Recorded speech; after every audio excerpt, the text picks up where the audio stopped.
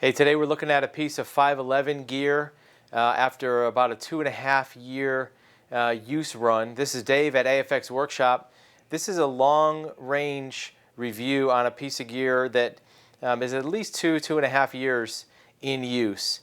It's a large rolling luggage bag. It's what we use for a loadout bag for air travel and vehicle travel. It was produced by 511. I believe this is like a 2012 purchase, late 2012. I believe since then they have changed the design on this a little bit, but I'm not sure if some of the features that we're going to talk about have been changed. It's a good bag. It's a good sized bag. It's got a lot of outside pockets, but it's got a couple significant flaws. The first and most significant one is when you stand it up, like a lot of rolling bags will, when it's packed, it's going to tip over. The brace that's on this side is too short.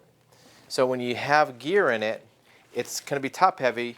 I mean, it's almost tipping over now. It'll definitely tip over when you stop at the TSA or at the check-in stand. You have your bag like this. You're going to turn around. It's going to be laying on the ground face down. That is one thing we don't like. The second thing we don't like is on the inside, there's a mesh divider that will divide one part of your gear from another. It's really thin, and as you can see, it's got holes in it. It ripped really easily. There's no reason to have this kind of thin material on the inside of the bag like that. It's easily ripped, and it had holes almost from the first month. There's a couple wear spots and holes on the outside. I'd like to say that that's due to rough handling by baggage handlers, but that's what a bag is for. It should be able to handle that. And some of the corners have some holes and wear spots in them that some of our other gear didn't have. Even 511 gear normally will hold up better than this. Some of the stitches pulled out. One of the paracord pulls on this particular pouch came off. Again, it's a paracord pull. You're going to expect that those aren't the most durable things, but it's also not tied. You can't really access this. It has these proprietary little clips on the end, so replacing it, we've tied ones on there since then and kind of burned them on, but that one came off pretty early on. So it's not typical of what you'd see for 511 quality. The design is pretty good. Sometimes these outside pockets on this top flap get a little bit overstuffed. So if you put stuff in this pocket and the bottom or the top pocket or on the inside, this top flap can become difficult to open up because it gets too unwieldy with too much stuff in it. You got to be really careful with that.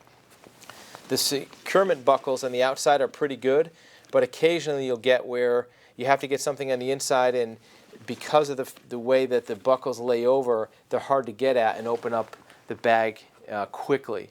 So for a long-range bag, it might be pretty good. Just make sure you're not going to need to get in and out of it on a regular basis because it might be difficult. We love the wheels. These large rubberized heavy-duty wheels have held up incredibly well. This bag has probably been on in 2 or 3 years, maybe 50 or 60 trips of 3 or 4 flights each. So there's going to be a lot of use on this bag. So the wheels held up pretty well. It's got a lot of features. It's got a lot of extra pouches and whatnot. We just don't like the way that it held up compared to some other bags. I'm not sure if the newer versions of the 511 loadout bags had a different design, a different style. This may be one of their first forays into a large luggage type bag, and I'm not sure if they outsourced it to another manufacturer. Even on this one, the zipper you can see has some places where the teeth are starting to come apart. So 511, we love their gear. This particular bag is a little bit left to be desired, but we'll take a look at some other 511 gear